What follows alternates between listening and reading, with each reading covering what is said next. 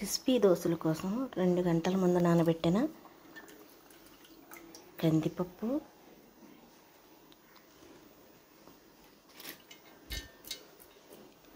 అదే 2 గంటల ముందు నానబెట్టిన మినప్పప్పు, గ్లాస్ మినప్పప్పు, పావు గ్లాసు కందిపప్పు, స్పూన్ మెంతులు,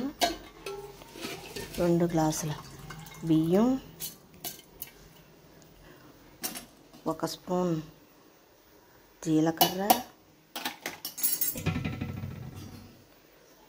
1 స్పూన్ మెంతులు, ఉప్పు,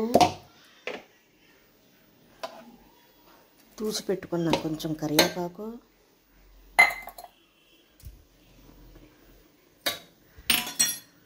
ఒక చెక్క కొబ్బరి,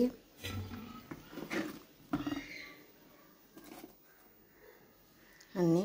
కలిపి రుబ్బుకోవాలి.